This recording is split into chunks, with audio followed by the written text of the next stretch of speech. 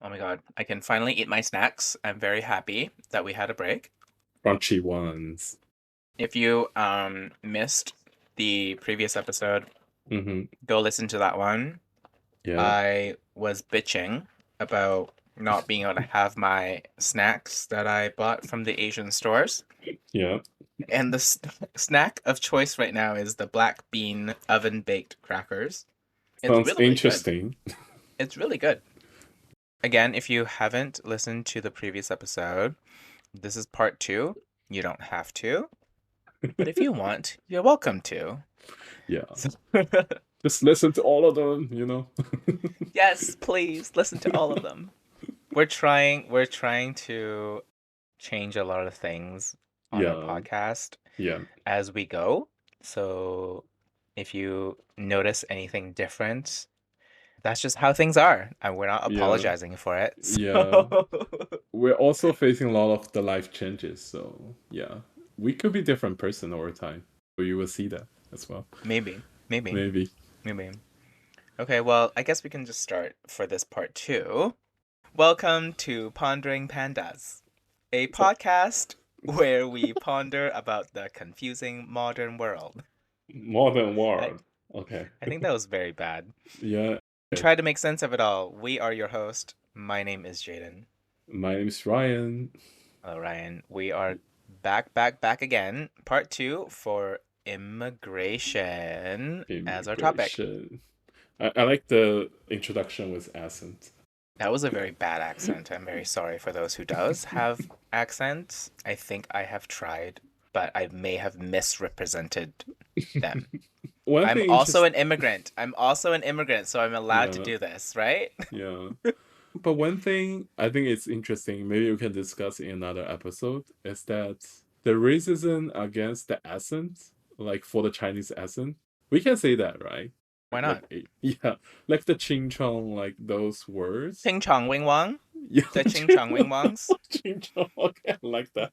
Yeah, yeah. Is, are I, those Chinese words? No, they are not. I'm gonna tell you that right now. yeah, but What is Ching Chong Wing Wong? That there's no tones. There is no like I can't even associate a word to any of those yeah, doesn't make words. sense. It doesn't make sense. But one thing I want to learn from you, it's a spicy argument or a point here, is that do you think those racism like Ching Chong, like those things, is more related to Cantonese instead of Mandarin? Wow, we're getting called out. We're being specific. We're being niche. Yeah. Because when I first heard those words, I feel like that's nothing related to the I Mandarin, think it is right? We don't. very much more Cantonese than Yeah, Mandarin. yeah. Yeah. So I think on the bright side of it, I really want to, congratulations on the Canton people for representing the whole Chinese community in the Western culture and stuff. You are very welcome, huh? Very welcome. Those are one of those moments I feel like, yeah, when you're talking about Chinese people, you are referring to me, but that's nothing I'm familiar with, so that's really funny. You know what? In China, we're very divided as well. Okay, Yeah, yeah, so exactly. they're just lumping us together, and it is what it is. It is what it is. They don't know. Apparently, we all look alike.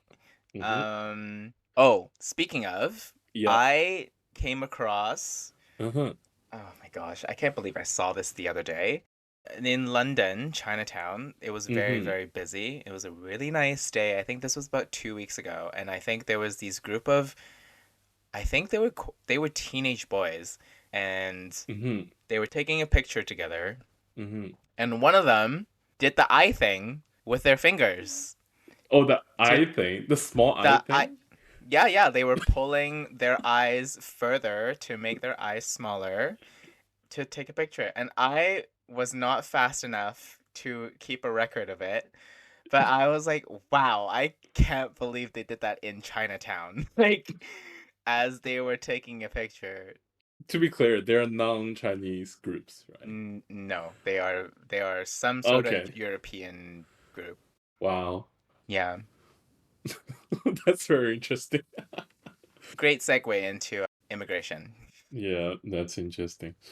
I think for this episode, we are going to touch a lot of the political aspects of the immigration. So we will share many of observation or experiences from our point of view regarding like Canadian specifically and more places if that's related.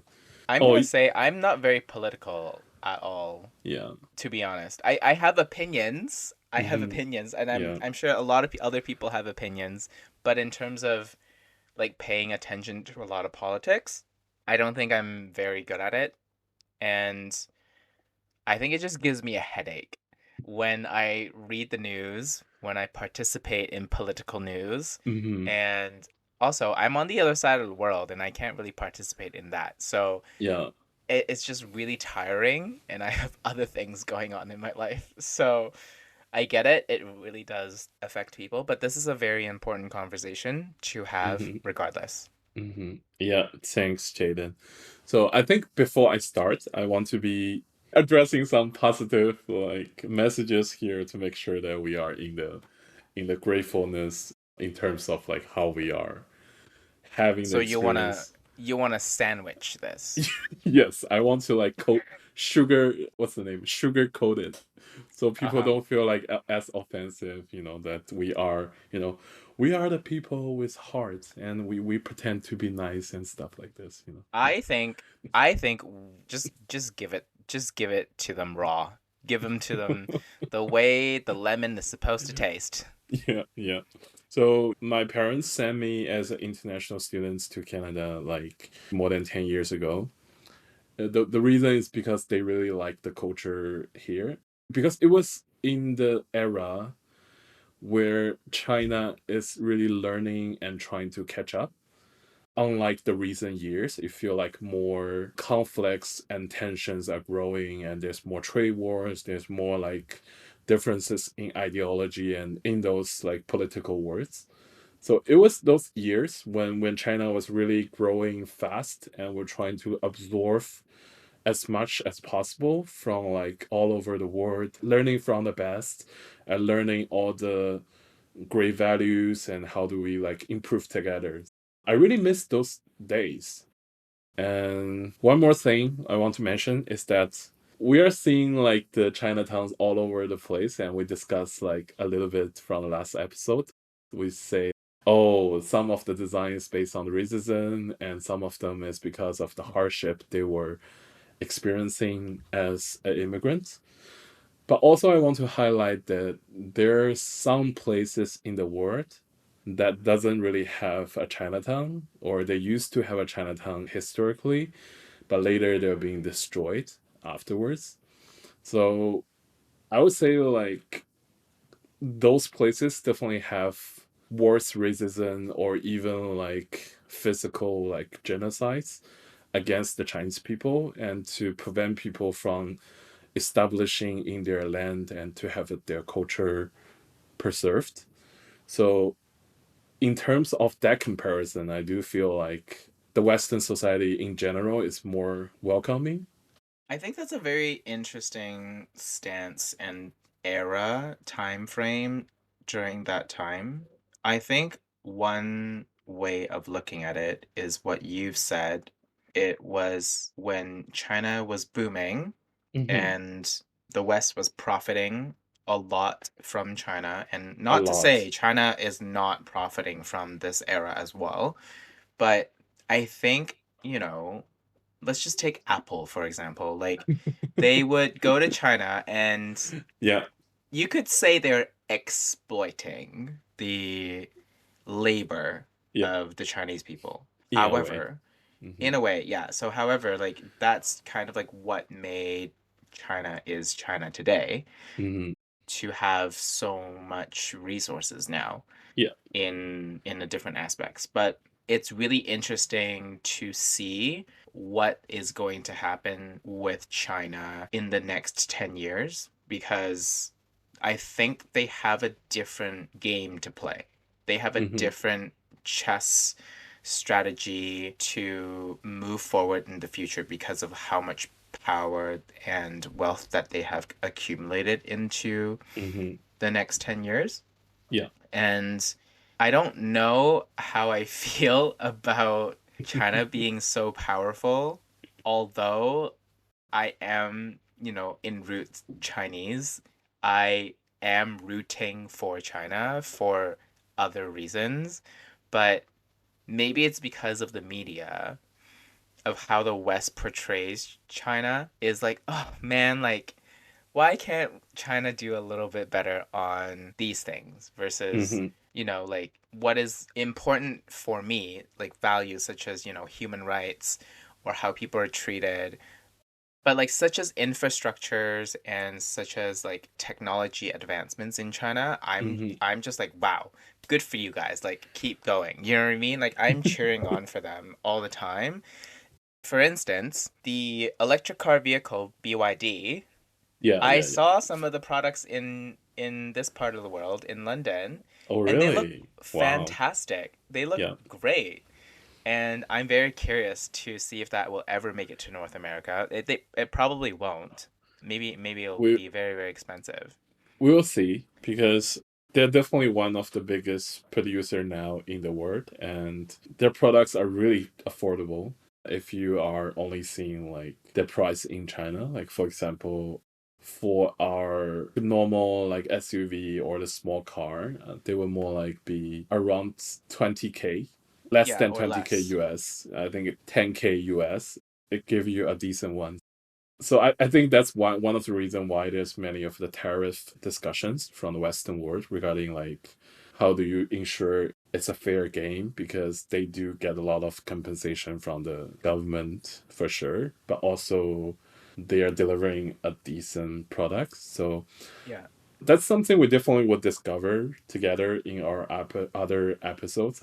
Because I think one thing we used to mention is that we actually have a very different perception about like how China works, and there are propagandas from all over the world and targeting like different audiences. Yeah, there is because we talked about it on the refugee episode, right? Like everyone's kind of like relearning what the citizens are like how the citizens of China are living versus like what the media is telling us is a little bit different. Yeah, so those will be very interesting aspects to discover together. Yeah, so we have lots planned actually. So Yeah, we have lots planned. can we So kind of dive back into like the pandemic? long story short is a lot of crazy things happened during the pandemic, and that's why we have a huge surge of the immigration from China, like after the pandemic and after the Shanghai lockdowns and all the lockdowns we have there. Okay. You Yeah, think that's like one of the reasons why? that's definitely the major reason, because before this, the immigrants is more like you've been thinking of immigration for a long time. You may want to have more like Western education or influence, or you have some local connections. So those are more natural like immigrations, like the international students you see from the past 20 years from the Western society. But Mm-hmm. after the pandemic, it's more like suddenly there's a group of people who never thought they would be leaving China, but they're leaving China after the pandemic. Mm. So many of them actually flush into Canada, and many of them already have a long working experiences in China, which means their whole like value is based on the Chinese system. This group of people is humongous. So I have some like immigrant agency friends, and they were Okay. telling me that for the past 2 or 3 years, they have their peak of the business, and they're making so much money regarding immigrating from China to all the different Western countries. But that's also because Canada opened its borders because they allowed so many people to come through to Canada, right? Like it's Yeah, not just because they wanted to and Canada allows yeah, them. Like there's certain thresholds that Canada or other countries that allows immigration to have a certain threshold of number of people to come into the country in a given year. I think because how fast Canada opened its borders, which is in a way like it can be seen as a bad thing. Yeah, I didn't know that this wave came from because of the pandemic, but interesting. as you mentioned, the Canada also opens up the border. I think it's not really the most ideal situation at the end, because You basically lower the standards and it becomes really easy, right? Lower the standard to come into Canada. And also for you to stay here to have a work permit or even have Right. a The requirements are different. Yeah. requirements are very different because once in my era have to graduation and also have some working experiences and also to show that I have good language efficiency and stuff. But during the pandemic, some of the programs even just grant you the permanent residency after your graduation with a master degree, like in science, I think. Also, because in Canada we have a scoring system, usually they will pick the people higher than certain points to be accepted as the PR. But during the pandemic, there's many of the actions to cleaning the pool. So which means like if you are already in the pool of the candidates, whatever how low your points are, you're accepted as a PR. Okay. Interesting. Those actions are actually fueling many of the post-secondary institutions to become degree factories because essentially they saw this opportunity of immigration and they saw this opportunity for gold digging and they are just saying like maybe we can just offering some master degrees with a short period of time, say like 1.5 year or even 1 year. And in that case, with the new Canadian immigration policy, the students can get a work permit and a PR easily. I made new friends from China during that period, and most of them are coming to Canada through those degree factories. I heard some complaints about maybe the education they're receiving is not up to the standards. They may not have all the financial supports they have to support their study here. While they're studying, they're doing the jobs for all those like coffee shops, grocery shops, and they were working as a construction builders and they were working as delivery person, just you name it. So you can see that it's causing some disruptions to the local job markets. It sounds like we Canada was here for the short-term gains for increasing They, GDP slash yeah, like just gaining more money for the country in some sort of way. But at the same time, I think there was other aspects of life that was lacking I that think we have, contributed to the more problems like, housing and all that stuff. yeah, I think Canada kind of now has a addiction to the cheap labors. What does As that mean by cheap labor? because you have this influx of the new immigrants or workers during the pandemic or from the past a few years, and they get here relatively easily, as I mentioned. Yeah. As an immigration mentality, I'm not being criticizing, but I'm just saying like we immigrants tend to be practical, make sure we can survive before we can think about other things. So there's a lot of competitions in terms of like how to get a job and how to get these opportunities to be able to earn the survival here in Canada. And as a result, I heard stories like they are actually competing like how much cheaper I can offer to you as an employee. Even some of them are saying like on their resume, say like I can do $5 per hour cheaper than the other competitors. Me on Oh, this I one. see. I see. I Yeah. see. I think I saw the news somewhere about this, and there was a few cases in the UK as well where people are willing to take cheaper labor into trying to just get into the job market So as part of their resume. So I don't think it's just Canada, but like yeah, I think it definitely affects the entire west part of the world mhm. in that aspect, and it wasn't necessarily just Chinese Yeah, yeah, immigrants. yeah. I think it's beyond Chinese immigrants, but I will not name any.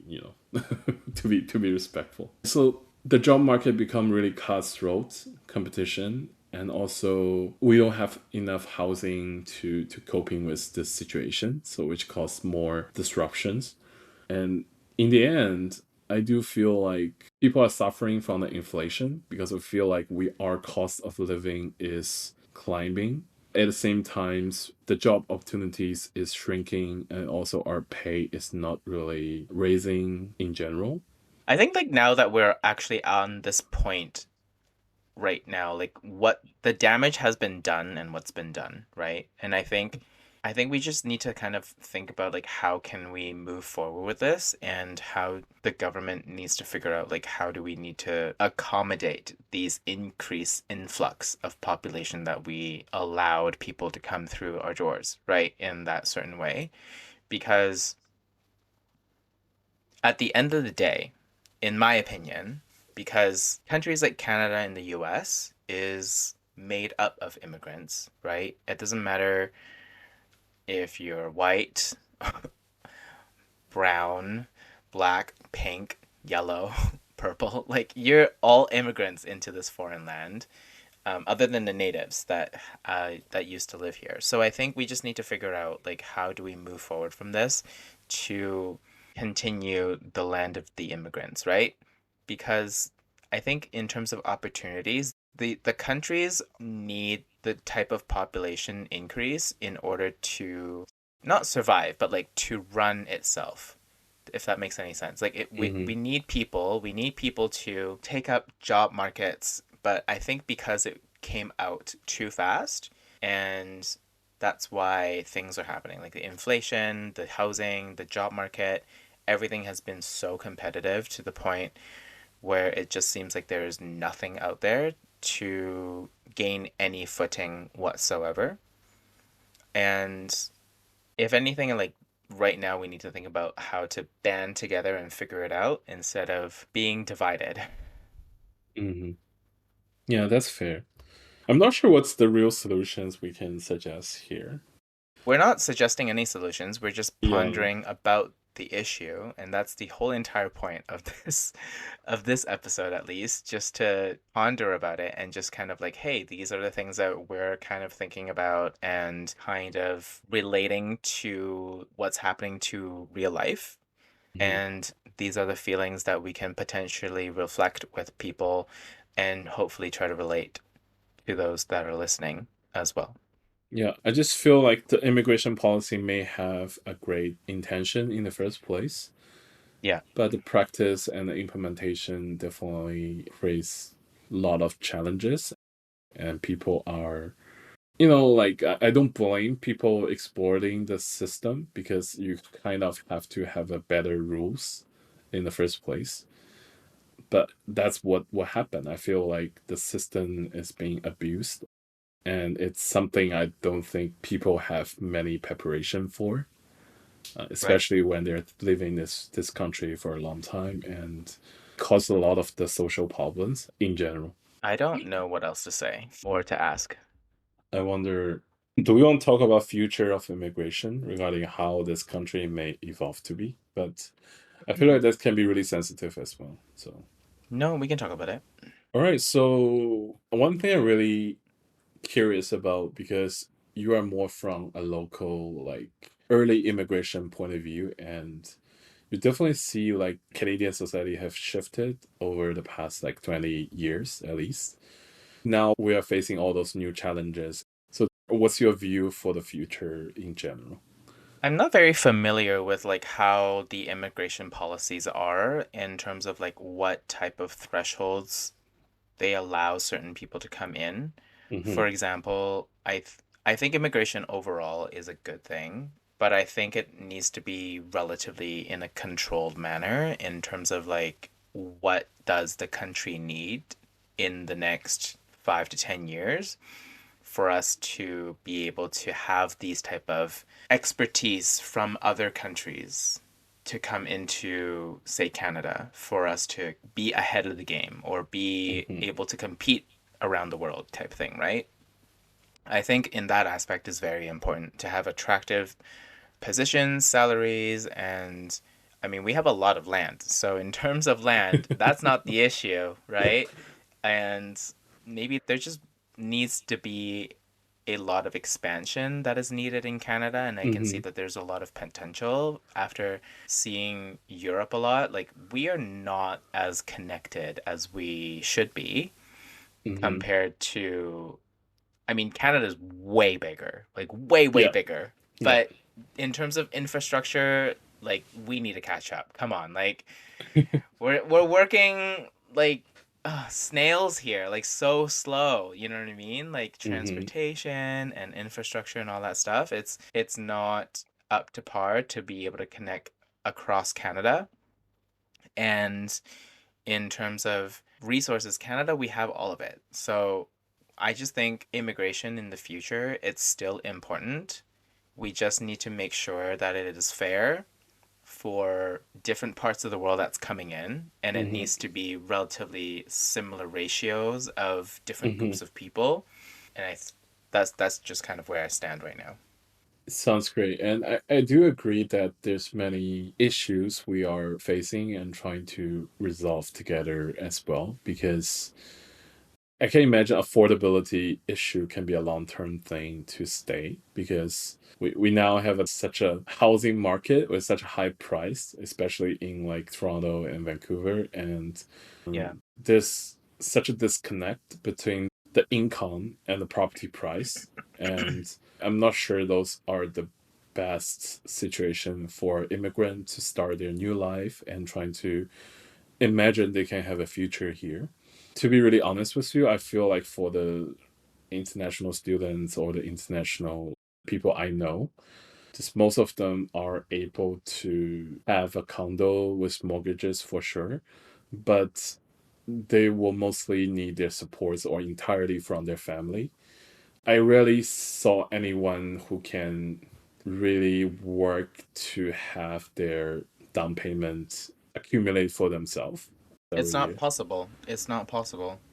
Yeah, Like so not the way that they would like to live their lives. You know what I mean? Like yeah. it's just not possible, especially when you're a university status type of student. You don't Hmm. have a skill to be able to be in the workforce to be able to save that much money, if that makes Yeah, any sense. exactly. Unless you're, an entrepreneur doing your own online business, you like that's a very, very small percentage.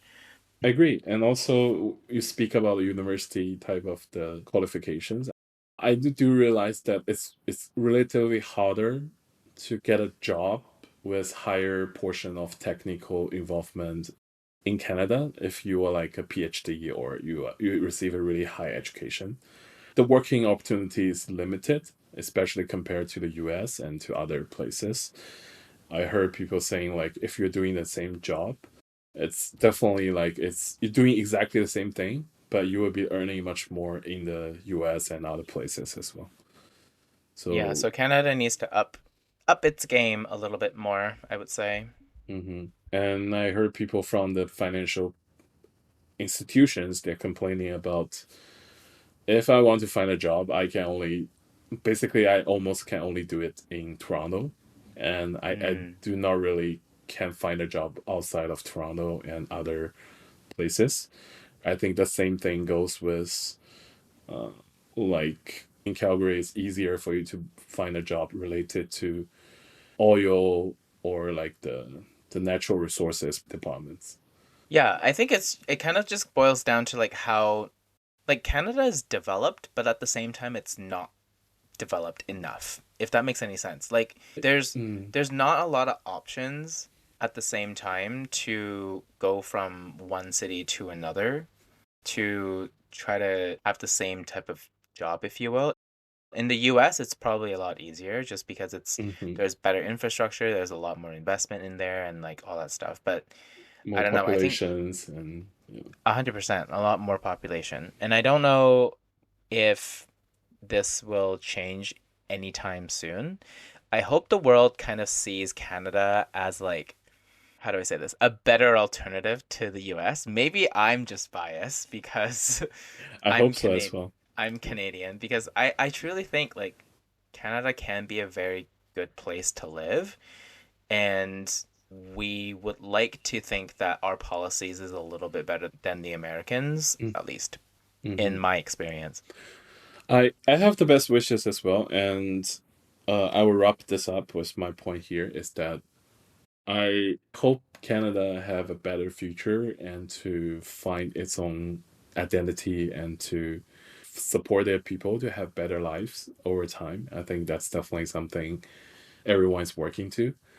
But now I feel like we have many of the social problems, and from immigration's point of view, I feel like more people are seeing Canada as a challenging land to start their life because of the affordability and all the issues they have.